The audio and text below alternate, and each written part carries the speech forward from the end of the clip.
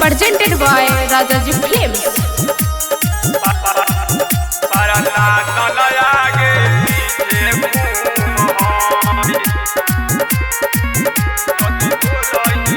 जदि बोलही बेटा रे बोली कौन पट्टी में मार देव गोली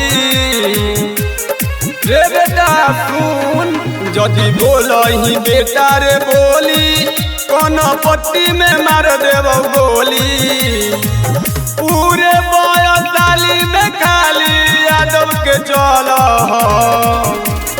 हमारा डरे देखही हमा केहू न बोल तारा शासन आगे पीछे घूम है। अरे हमारा डरे देखही हमा केहू न बोल तारा शासन आगे पीछे घूम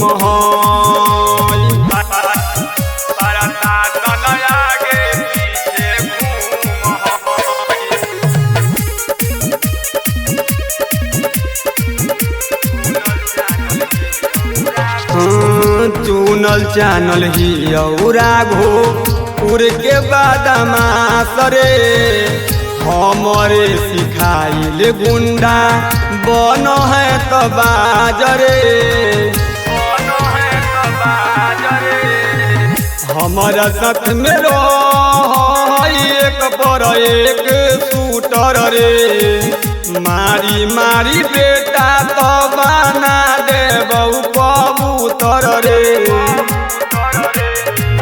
पूरे पटना में लोगवा हमरे भरल चल ही बजरिया तई हमा केहू न बोल प्रशासन आगे पीछे घूम है। अरे हमारा डरे हमा देखही केहू न बोल प्रशासन आगे पीछे घूम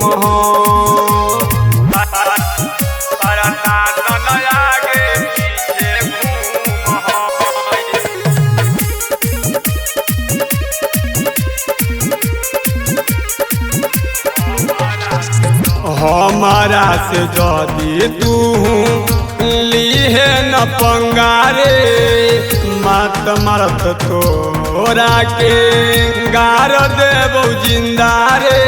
कोई न बेटो बेटा हमारा से जनता मिले आवई दरबार रे।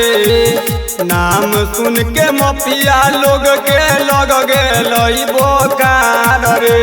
समझ जो बपिया दबो के नाम बिहार में चल है।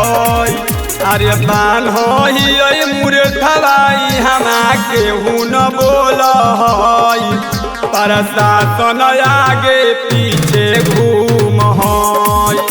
अरे हमारा डरे हमा देखही केहू न बोल प्रशासन आगे पीछे घूम है।